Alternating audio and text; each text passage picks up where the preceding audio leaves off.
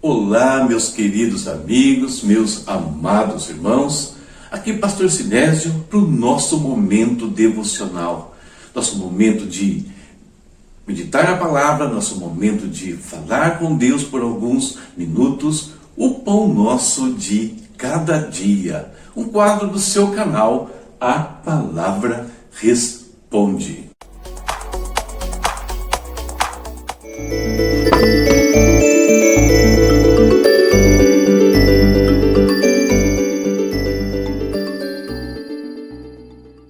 Continuamos a nossa leitura. Hoje foi dia desses três salmos aqui.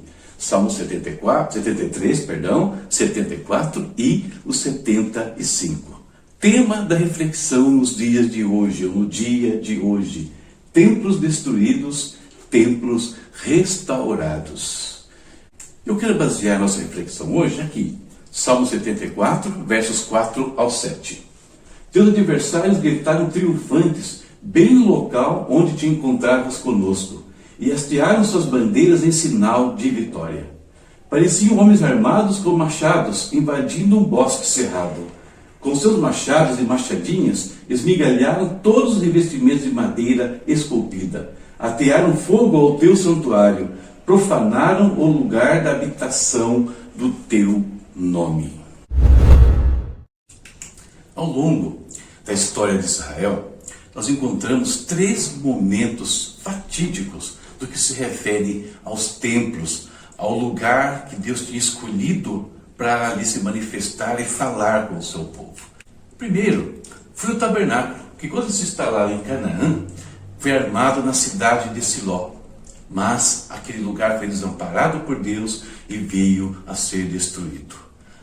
A restauração veio por meio do templo de Salomão, e ali Deus passou então a se manifestar ao povo de Israel.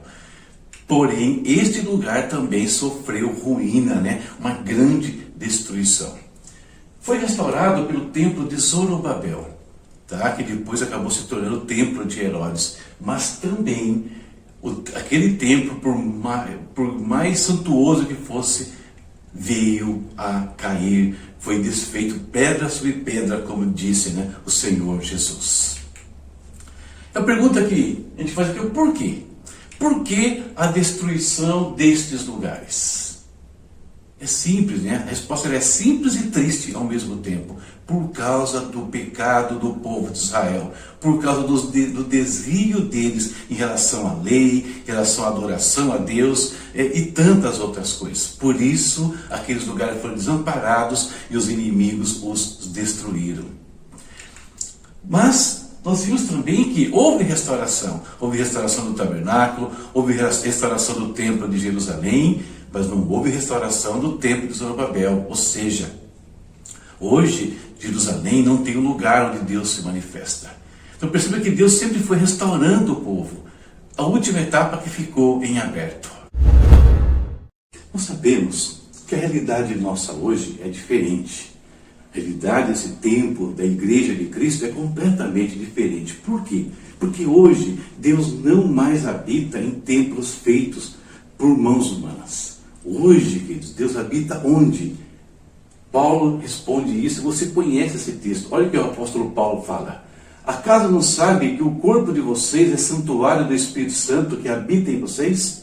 Que lhes foi dado por Deus? E que vocês não são de si mesmos?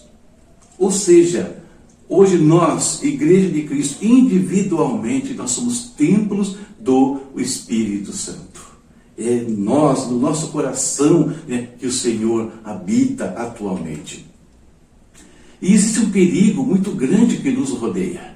E o perigo que nos rodeia é o mesmo perigo que rodeou o povo de Israel e ao qual eles, sucumbindo, trouxeram destruição para os seus santuários. Esse perigo, é o pecado. Esse perigo é o desvio da palavra de Deus. Esse perigo é tirar Deus do centro da nossa adoração.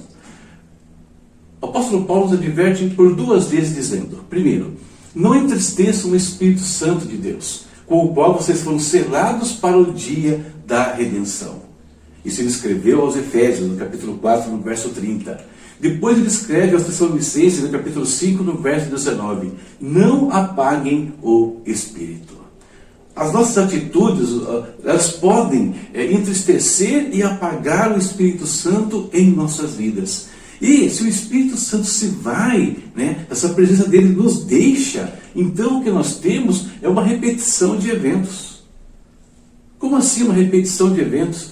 Quando o povo de Israel abandonou o Senhor ano passado, os santuários foram destruídos, os santuários foram desolados. Deus não mais estará presente naqueles lugares, e o mesmo pode ocorrer em nossas vidas. O Senhor Jesus nos advertiu a este respeito. Ele disse o seguinte: vocês são o sal da terra, mas se o sal perder o seu sabor, como restaurá-lo?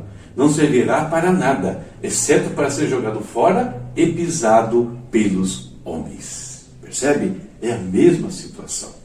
Se nós perdemos o nosso sabor, e como é que nós perdemos o sabor? Como é que o cristão perde o sabor? Quando ele se desvia da presença de Deus, quando ele permite que o pecado entre na sua vida, né, e desfaça dali a presença do Espírito Santo. A boa notícia, né, ou melhor, mas Deus pode nos restaurar, queridos. Deus restaura a nossa vida.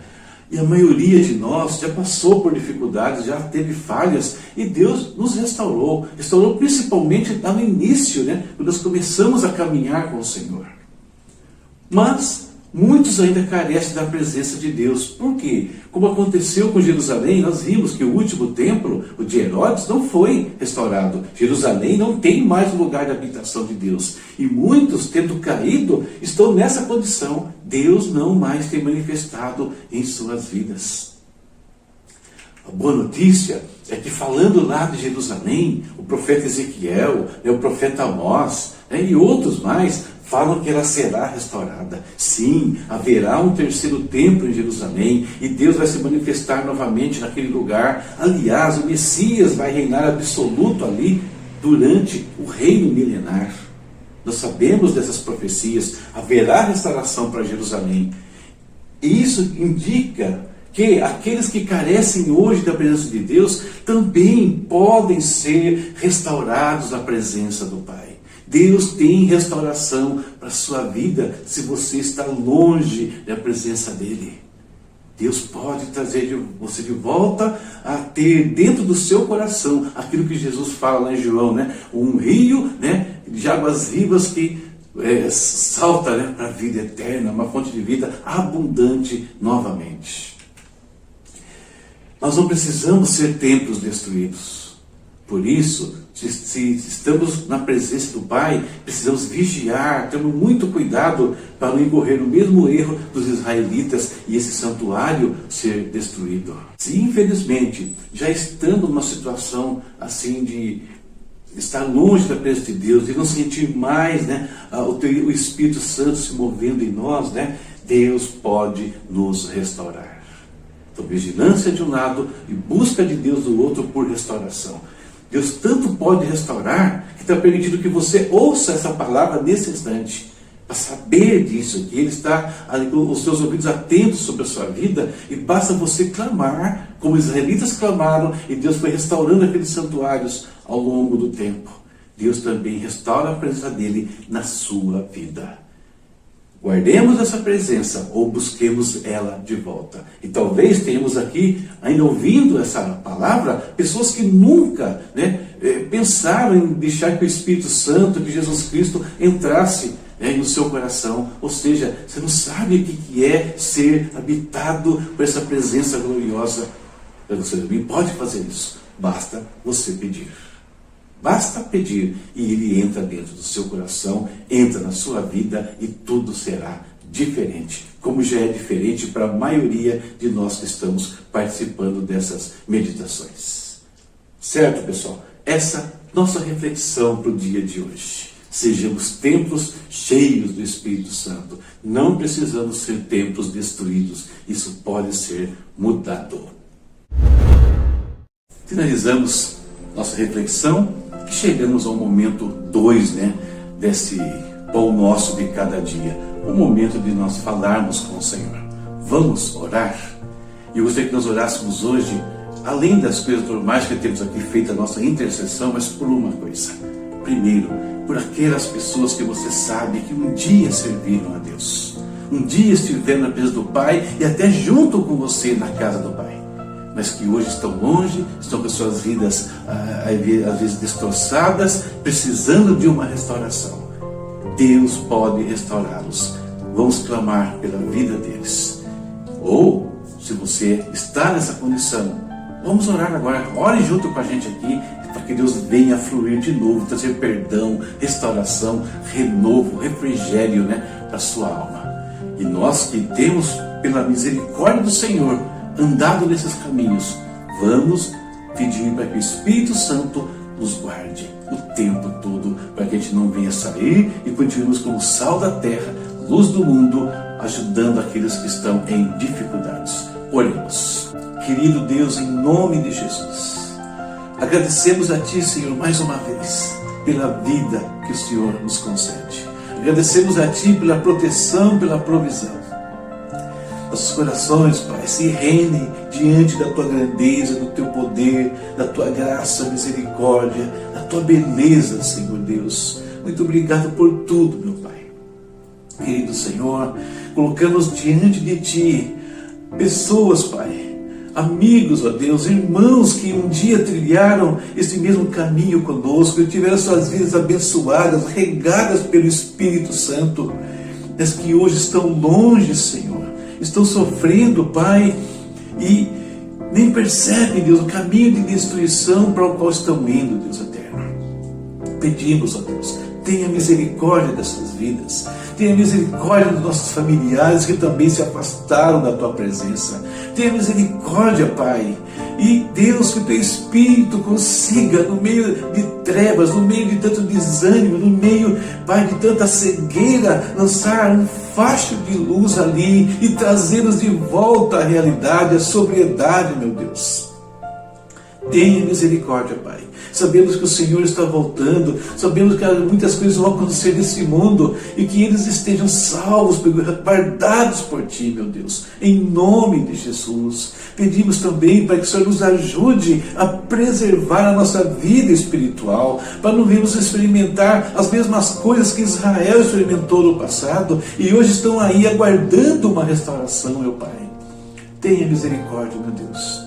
Guarda-nos, ó Pai eterno, aqueles que não Te conhecem, pessoas que nunca se preocuparam contigo, pessoas que já ouviram falar de Jesus, já ouviram falar que podem ter o Espírito Santo nas suas vidas, mas que nunca tomaram a decisão, que eles façam isso, Pai, nesses dias, meu Deus. Dias difíceis que nós estamos vivendo e sabemos que, infelizmente, a situação no mundo tende a piorar, meu Pai.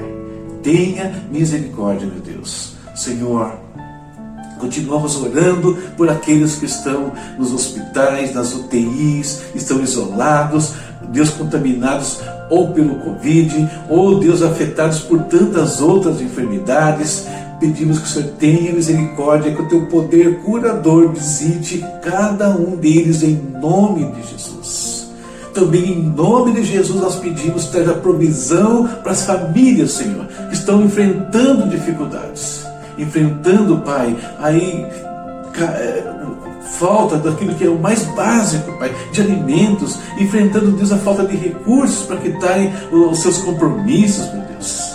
Tenha misericórdia, nós Te pedimos, meu Deus, em nome do Senhor Jesus. Agradecemos a Ti por esse dia, agradecemos a Ti por esse momento que podemos falar contigo, ouvir a Tua palavra e que isso encha o nosso coração, nos fortaleça para prosseguir dia após dia, em nome de Jesus. Amém. Mais um dia vencido, mais uma etapa de meditação aqui, da palavra, de falar com o Senhor. É assim que nós temos que caminhar, passo a passo, dia por dia, até concretizarmos o ano de 2021. E daqui a pouco temos que pensar, o que faremos em 2022.